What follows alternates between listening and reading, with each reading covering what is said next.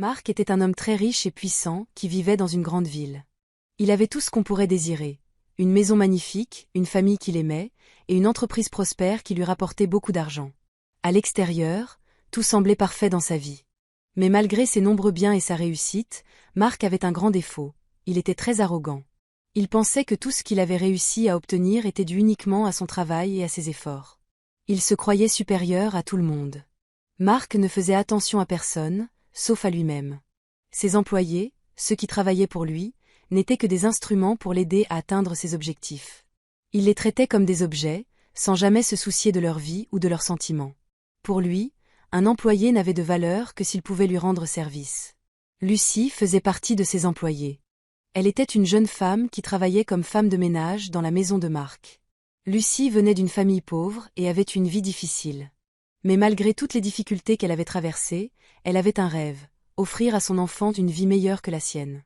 Elle était enceinte de son premier enfant et espérait pouvoir l'élever dans un environnement où il n'aurait pas à souffrir comme elle l'avait fait. Lucie travaillait dur tous les jours pour accomplir ses tâches. Elle nettoyait, rangeait et faisait tout ce qu'on lui demandait, toujours avec soin et dévouement. Malgré cela, Marc ne la voyait que comme une simple employée. Il ne s'intéressait pas à elle en dehors de son travail. Pour lui, elle n'était qu'une personne qu'il payait pour faire le ménage, rien de plus. Lucie, pourtant, avait un grand cœur. Elle se levait chaque matin avec l'espoir de faire une différence dans la vie de son enfant, même si elle savait que son travail n'était pas toujours reconnu. Elle rêvait d'un avenir meilleur, mais son quotidien était rempli de défis. Elle n'était pas comme les autres employés de Marc, ceux qui avaient une place plus importante dans l'entreprise. Elle était juste une femme de ménage, sans pouvoir, sans influence. Ainsi, la vie de Marc semblait parfaite à l'extérieur, mais il ne comprenait pas que derrière chaque visage de ses employés, il y avait des histoires, des rêves et des espoirs. Il était tellement concentré sur son propre succès qu'il oubliait qu'il n'était pas seul dans ce monde et que d'autres, comme Lucie, luttaient pour créer une vie meilleure pour eux-mêmes et leurs proches. Un jour, alors que Lucie nettoyait la maison, Marc la remarqua différemment. Il la voyait tous les jours, mais ce jour-là, quelque chose attira son attention. En passant près d'elle, il aperçut son ventre, qui était maintenant bien arrondi. Il avait du mal à le croire. Elle est enceinte, pensa-t-il, étonné. Jusqu'à ce moment, il ne s'était jamais vraiment soucié d'elle, ni de sa vie personnelle. Pour lui, Lucie n'était qu'une employée qu'il payait pour faire son travail. Mais ce jour-là, il se rendit compte qu'elle attendait un enfant. Marc se sentit tout à coup perturbé par cette découverte. Pourquoi ne m'a-t-elle pas dit qu'elle était enceinte ? Pensa-t-il avec une certaine irritation. Il n'avait pas imaginé que Lucie pouvait être dans cette situation. Ses pensées devinrent confuses et un peu amères. Au lieu de voir dans la grossesse de Lucie un moment heureux, une belle nouvelle, il commença à se concentrer sur les aspects négatifs. Il pensa que la grossesse allait compliquer son travail. Elle ne pourra plus être aussi efficace, se dit-il. Il commença à se demander si elle pourrait continuer à nettoyer la maison aussi bien qu'avant, maintenant qu'elle était enceinte. Marc n'arrivait pas à comprendre comment une grossesse pouvait affecter un travailleur. Pour lui, tout ce qui comptait, c'était la performance et les résultats. Il n'avait aucune considération pour la vie personnelle de ses employés. Alors, en voyant le ventre de Lucie, il ne se réjouit pas de cette nouvelle. Au contraire, il la considérait comme un problème qui pourrait gêner le bon fonctionnement de sa maison et de son entreprise. Plutôt que d'être heureux pour Lucie, Marc décida qu'il fallait agir rapidement. Il commença à réfléchir à ce qu'il allait faire. Dans son esprit, il n'y avait qu'une solution, se débarrasser de ce problème. Il se dit qu'il devait l'éloigner pour ne pas être dérangé. Cela n'effleura même pas son esprit qu'il pourrait lui offrir de l'aide ou de la compréhension.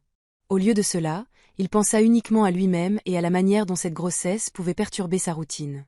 Ce jour-là, Marc prit une décision. Il ne voyait plus Lucie comme une personne, mais comme un obstacle potentiel à ses objectifs.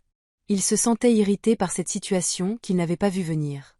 Ce qui aurait pu être un moment joyeux pour Lucie devint pour lui une source de frustration.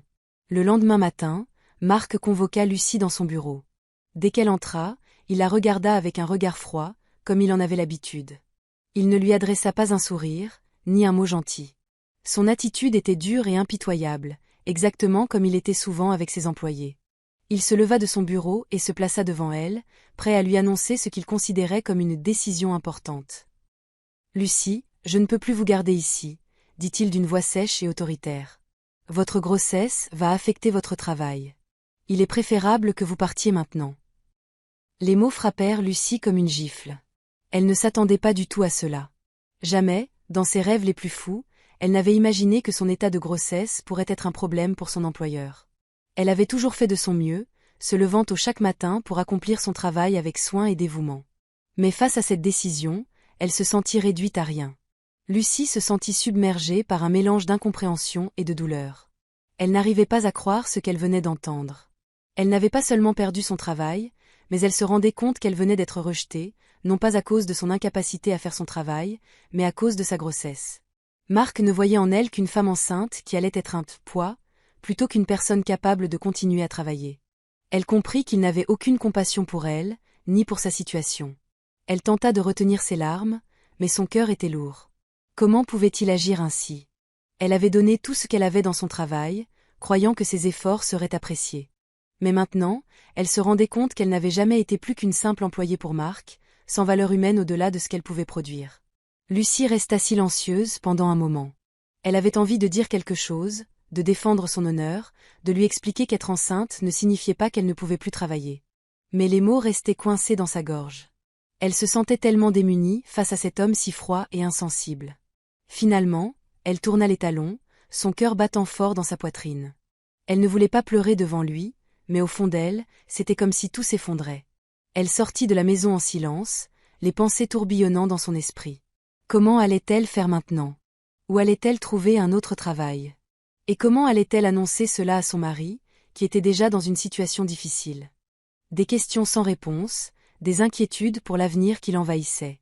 Tout ce qu'elle savait, c'était qu'elle venait de perdre bien plus qu'un simple emploi. Elle venait de perdre sa dignité, et cela, plus que tout, la blessait profondément. De retour chez elle, Lucie se sentait complètement perdue. Elle avait du mal à croire ce qui venait de se passer. Tout s'était passé si vite. Un simple moment de découverte de sa grossesse, et voilà qu'elle se retrouvait sans emploi, sans avenir immédiat. Elle s'assit dans la petite maison, le silence pesant autour d'elle. Ses pensées tourbillonnaient dans sa tête, et une vague de désespoir envahit son cœur. Comment avait-elle pu en arriver là? Comment un simple détail de sa vie, sa grossesse, avait-il pu la faire chuter de cette manière? Son mari, Jean, était déjà au chômage depuis plusieurs mois. Il avait du mal à trouver un travail stable et se sentait de plus en plus découragé. Lorsqu'il vit Lucie entrer dans la maison, il remarqua tout de suite l'expression de tristesse sur son visage. « Qu'est-ce qui se passe ?» lui demanda-t-il, inquiet. Lucie s'effondra alors en larmes. Elle n'arrivait pas à cacher sa peine et la frustration qui l'envahissait. Après quelques instants, elle réussit à lui expliquer ce qui s'était passé. « Ils m'ont renvoyé, Jean. Marc. Il a dit que ma grossesse allait affecter mon travail et qu'il fallait que je parte. Il m'a renvoyé sans même me donner une chance de prouver que je pouvais continuer à travailler. » Les mots étaient douloureux à prononcer, mais Lucie savait qu'il fallait qu'elle les partage avec son mari. Jean était sous le choc. Il n'arrivait pas à comprendre comment une situation aussi simple que celle de Lucie, devenir mère, avait pu entraîner un tel rejet. « Mais, pourquoi » s'exclama-t-il. « Tu as toujours fait ton travail avec sérieux et soin, comment peut-il être aussi cruel ?» Mais les questions restaient sans réponse. Lucie et Jean se regardaient, tous les deux désemparés, essayant de comprendre comment leur situation avait pris un tournant aussi brutal. Leurs finances étaient déjà serrées, et maintenant, avec la perte de l'emploi de Lucie, ils se retrouvaient dans une situation encore plus difficile.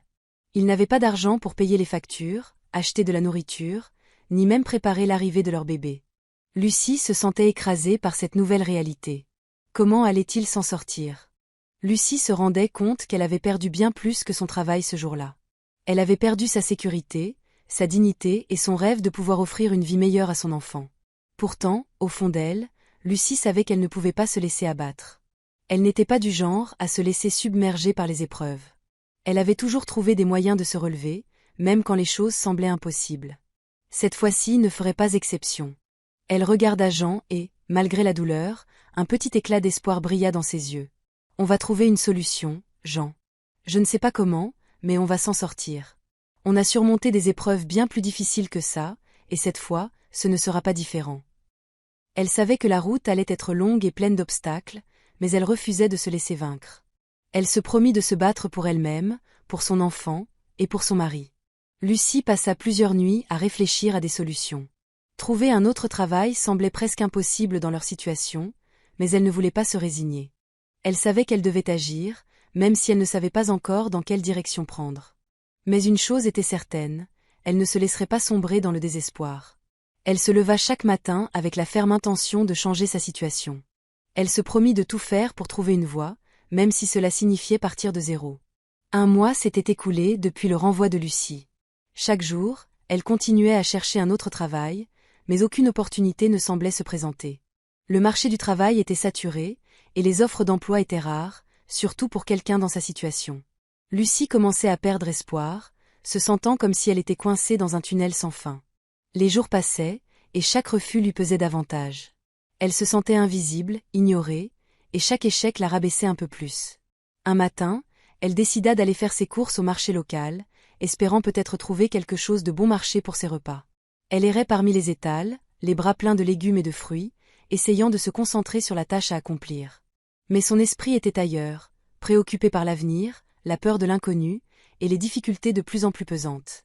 C'est alors qu'un homme élégant, vêtu d'un costume sobre mais soigné, s'approcha d'elle. Il avait l'air calme, mais son regard était attentif. « Bonjour, excusez-moi » dit-il d'une voix douce mais ferme. « Je vous ai vu à l'église récemment. Il y a quelque chose dans votre regard qui m'a interpellée.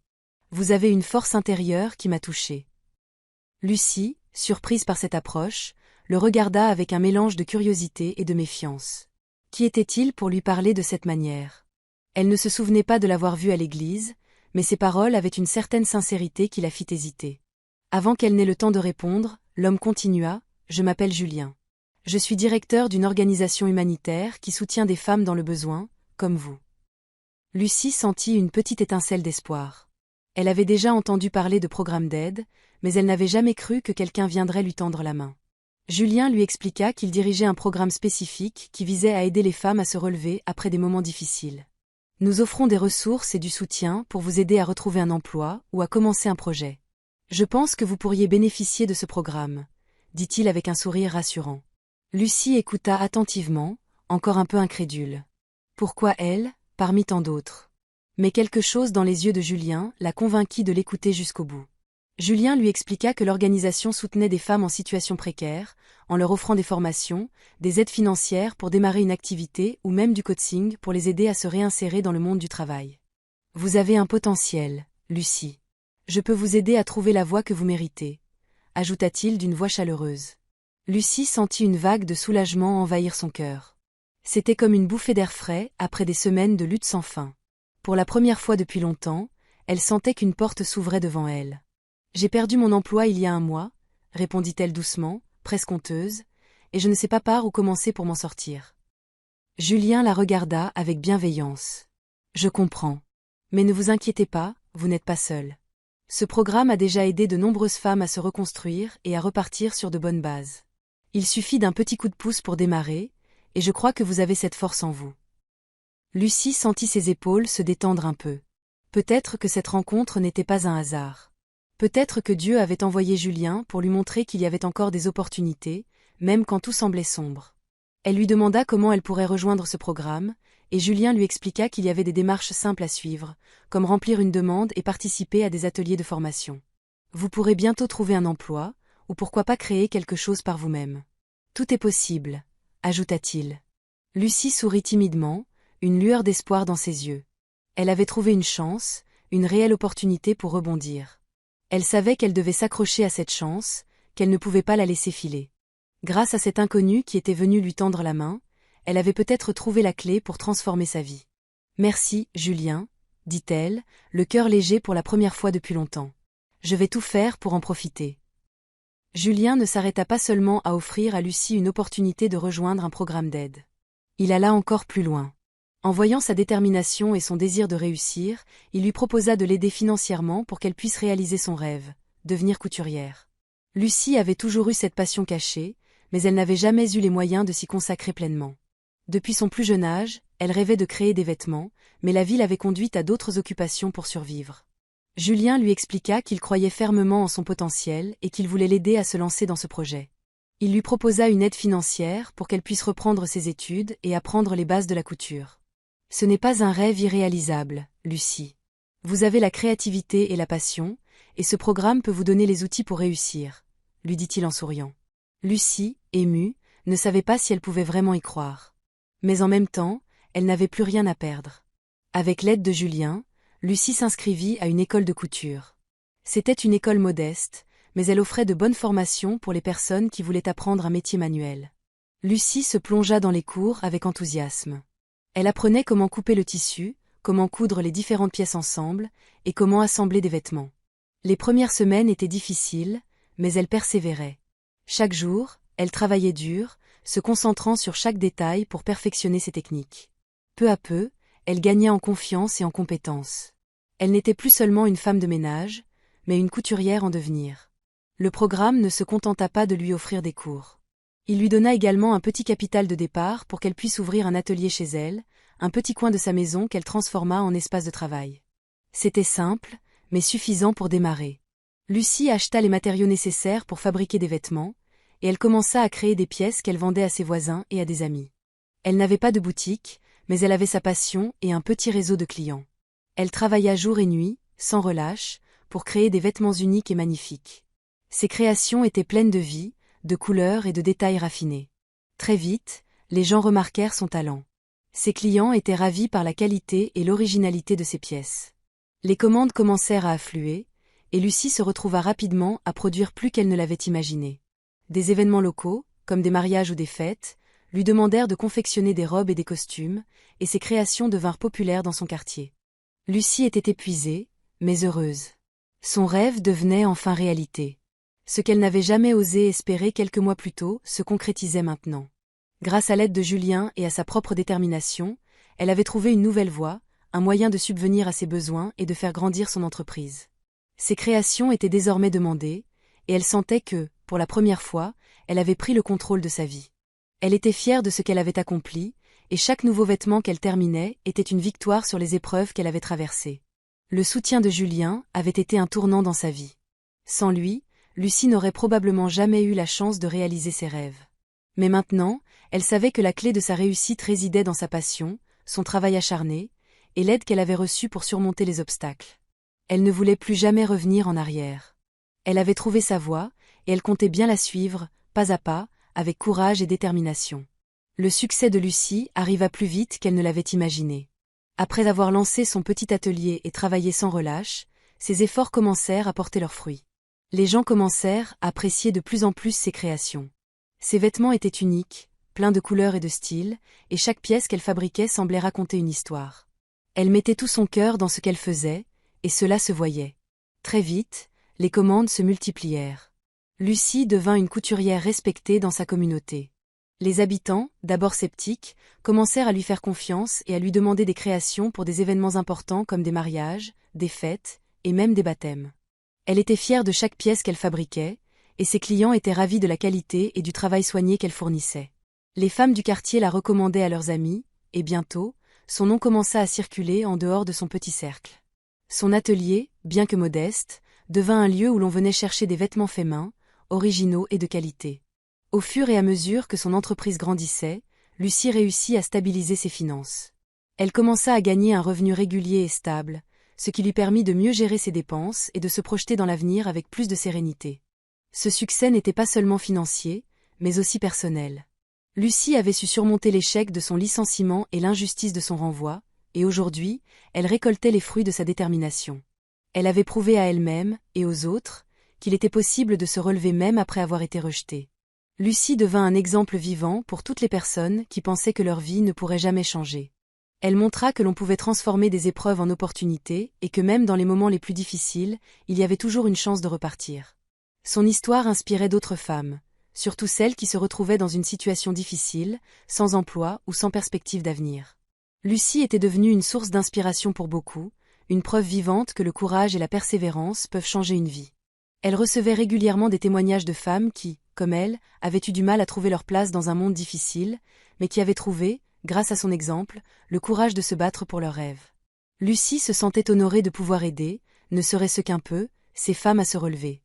Elle savait qu'elle avait elle-même été aidée, et maintenant, elle voulait à son tour aider d'autres à croire en leur potentiel. Son succès allait bien au-delà de son entreprise. Il était devenu un symbole d'espoir et de résilience, et cela la rendait encore plus déterminée à poursuivre son chemin. Elle n'était plus seulement une femme de ménage ou une simple créatrice, mais une femme d'affaires respectée, capable de transformer sa vie et d'inspirer les autres à faire de même. Pendant que Lucie voyait son entreprise grandir et réussir, Marc vivait une toute autre réalité. Son monde, autrefois parfait, commença à s'effondrer lentement. Son entreprise, qui avait été florissante, commença à perdre de l'argent. Les premières conséquences de son comportement se firent sentir. En effet, les décisions qu'il avait prises dans le passé, comme son attitude froide et injuste envers ses employés, commencèrent à lui coûter cher. De plus en plus de clients se détournaient de lui. Il n'était plus prêt à faire affaire avec quelqu'un qui manquait de respect et qui traitait ses employés de manière aussi brutale. Marc, qui pensait être au sommet, se rendit compte qu'il perdait la confiance des gens. Les contrats qu'il avait avec de grandes entreprises commencèrent à disparaître, et les opportunités qu'il avait prises pour acquises s'envolèrent. Marc n'arrivait pas à comprendre ce qui lui arrivait. Il n'avait jamais voulu voir les conséquences de ses actes. Il croyait que l'argent et le pouvoir lui permettraient de tout contrôler, mais il se rendit compte trop tard que l'arrogance et l'injustice ne mènent qu'à la ruine. Son entreprise, qui avait été un symbole de sa réussite, se retrouvait aujourd'hui en difficulté. Les choses empirèrent au fil du temps.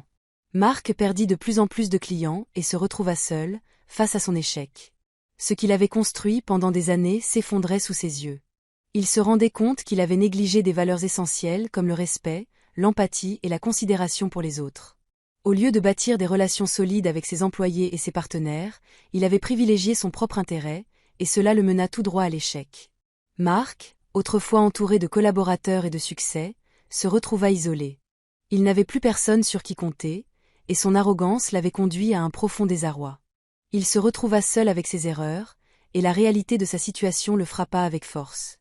L'homme qui avait cru qu'il était au sommet de sa gloire se retrouva au fond du gouffre. Son empire s'effondrait, et il ne savait plus comment le sauver. Un jour, Marc se retrouva à un événement local, une sorte de fête de quartier où les gens se rassemblaient pour échanger, faire du commerce et célébrer. Alors qu'il errait parmi les stands, il aperçut quelqu'un qu'il n'avait pas vu depuis longtemps, Lucie. Il la reconnut immédiatement, mais ce qu'il vit le surprit profondément. Elle était rayonnante, souriante, et entourée de clients. Elle avait l'air heureuse, pleine de vie, bien loin de la femme qu'il avait renvoyée sans pitié. Marc n'en croyait pas ses yeux. Cette femme qu'il avait renvoyée sans scrupule, en la traitant comme un simple outil, était maintenant une femme d'affaires prospère. Son entreprise était florissante, et elle semblait plus épanouie que jamais. Pendant un instant, Marc se sentit pris de vertige. Il avait l'impression d'être un spectateur dans sa propre vie. Lucie était devenue une source d'inspiration, tandis que lui, autrefois puissant et respecté, se retrouvait à la dérive. Il n'eut d'autre choix que de s'approcher d'elle, le cœur lourd de honte. Il n'avait jamais imaginé que Lucie irait aussi loin. Alors qu'il se tenait face à elle, les mots semblaient bloqués dans sa gorge. Comment lui dire qu'il regrettait? Comment lui expliquer qu'il avait sous-estimé son courage et son potentiel? Lucie leva les yeux et croisa son regard. Elle lui adressa un sourire calme et serein, comme si elle avait complètement pardonné. « Vous avez bien changé, Marc, » dit-elle doucement. « Je vois que vous traversez des moments difficiles, mais moi, Dieu m'a offert une seconde chance, et j'ai choisi de ne pas la gaspiller. » Marc sentit un poids lourd se poser sur ses épaules. Ces mots, aussi simples soient-ils, le frappèrent profondément. Il se rendit compte, enfin, que Lucie n'avait pas seulement réussi, mais qu'elle avait transcendé l'épreuve qui lui avait imposée. Elle avait fait de son rejet une force, et aujourd'hui, elle vivait pleinement de son travail et de son rêve. Marc, incapable de trouver les mots justes, baissa la tête. Il savait qu'il n'avait aucune excuse. Ses actions passées étaient irréparables, et il en payait le prix. Il se sentit écrasé par la réalité de ses choix. Lucie avait trouvé la paix, le succès et la dignité, tandis que lui, piégé dans ses erreurs, se retrouvait seul et honteux. Il resta là, silencieux, sans savoir quoi répondre. Mais dans son cœur, il savait qu'il ne pourrait jamais oublier cette rencontre, ni la force intérieure de Lucie qui lui avait permis de se relever. Marc resta là, la tête baissée, le cœur lourd de honte. Il avait tout perdu. Son arrogance, son indifférence et sa manière de traiter les autres l'avaient mené à cet échec. Il regardait Lucie, cette femme qu'il avait rejetée sans scrupule, et il ne pouvait s'empêcher de ressentir de la culpabilité. Mais Lucie, avec une grande sagesse, brisa le silence. Elle ne semblait ni en colère, ni amère, mais calme et sereine, comme si elle avait compris bien avant lui que tout dans la vie se passait pour une raison. Les épreuves peuvent nous briser, Marc, mais elles peuvent aussi nous renforcer, dit-elle d'une voix douce, mais pleine de conviction. Ce que l'on perd ne définit pas ce que l'on devient. Ce qui compte, c'est comment on choisit de se relever. Ces mots étaient simples, mais puissants. Ils pénétrèrent dans l'esprit de Marc comme une vérité qu'il n'avait jamais vue jusque-là. Il comprit que, même dans les moments les plus sombres de la vie, la manière dont on réagit aux difficultés est ce qui fait la différence. Marc leva les yeux et croisa le regard de Lucie. Il savait maintenant que sa vie n'avait pas été marquée par l'argent, le pouvoir ou les titres.